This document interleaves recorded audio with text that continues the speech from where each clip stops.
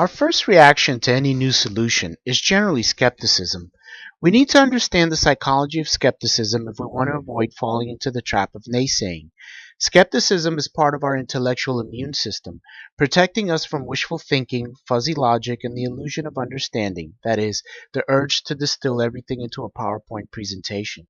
But skepticism is also a cover for naysaying. Under the guise of skepticism, naysayers find ample fault with the present arrangement, but even more in proposed solutions. When naysayers rule, the system stagnates. In companies, stagnation leads to bankruptcy. In societies, stagnation leads to a decline in vitality and the ability to solve problems. That the naysayers themselves pose the greatest risk does not occur to them, yet this is the reality.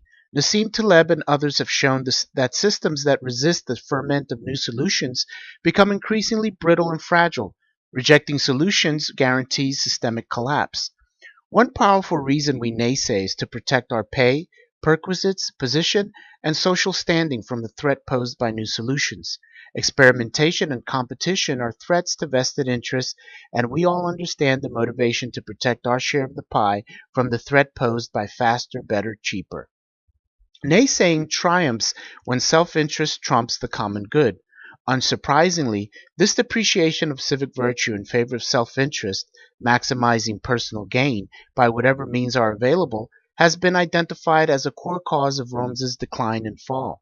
Naysayers tend to find homes in naysaying organizations such as bureaucracies and monopolies, organizations that either exist to say no or that depend on the elimination of new solutions. The systems self-destruct when they get big, complex, centralized, and hierarchical. How they self-destruct is simple.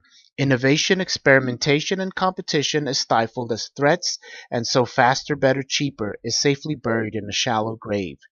The way to get ahead in these organizations is to excel in naysaying, but do so while proclaiming your undying support of innovation. Innovation is fine as a principle, of course, but once it threatens vested interests, which it always does, it quickly is sent to the further study is needed graveyard. Those in the top 10%, the technocrat financial layer of the economy, look at their own success and think, the system works for me and my colleagues, so it's obviously working great. The possibility that the system only works for the top 10% or that this success is only temporary is less persuasive than the personal experience of those within naysaying organizations. By all means, let's be skeptical, but let's also avoid the naysaying slide to stagnation and collapse.